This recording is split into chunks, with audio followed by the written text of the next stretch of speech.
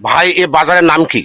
ডুগডুগি বাজার। আপনার নাম? মোহাম্মদ আবু বকর সিদ্দিক। আবু বকর সিদ্দিক। বাজার নাম ডুগডুগি। ও আচ্ছা, আপনি কি জানেন এই ডুগডুগি নামটা যে হলো কিভাবে হলো? আমি এটা সঠিকভাবে কিছু বলতে পারবো না। তাই না? তো ভাই আপনি জানেন না, তা আমরা দেখি আরো দু একজনের ভাইয়ের কাছ থেকে আমরা শুনবো। তো জাহানুর ভাই, আপনি একটু আসেন এই ডুগডুগি বাজার। আপনার নাম কি বললেন? জাহানু। জাহানুর।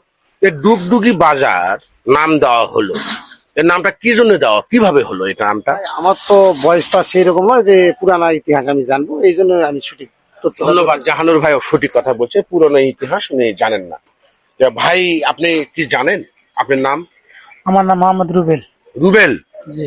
তো আচ্ছা, আপনি কি জানেন এই ডুগডুগি বাজারের নাম কেন হলো, কিভাবে হলো? আমার তো আর বয়স অনেক, তো আমার তো বয়সটা আর কম, আমরা কিভাবে বুঝবো? ধন্যবাদ। দর্শক বিন্দু, আমরা স্থানের বা মানুষের নামের কোনো অর্থ বা কোনো ইতিহাস, পূর্ব কোনো ইতিহাস আমরা জানি না, আমরা জানি না। তো আমরা এই ভাইয়ের সাথে, যে ভাইয়ের সাথে কথা বললাম, আবু বক্কর সিদ্দিক। এই আবু বক্কর সিদ্দিক, উনি কি জানেন যে আবু বক্কর সিদ্দিক কে? বলেন। আবু বক্কর, এই আবু বক্কর সিদ্দিক আপনার নাম যা আছেন এর অর্থটা কি? আবু বকর সিদ্দিক একজন সত্যবাদী ব্যক্তি।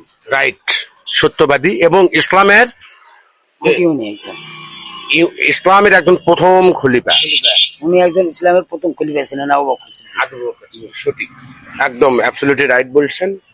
আবু বকর সিদ্দিক ভাইকে অনেক অনেক ধন্যবাদ। আর সেই সঙ্গে এই ডুগডুগি নামটা আমরাই বলে দিচ্ছি কেন হলো, কিভাবে হলো। ঘোড়াঘাটের যে করতোয়া নদী আছে, এই করতোয়া নদীর ওখানেই ঘোড়াঘাটের রাজা ছিল।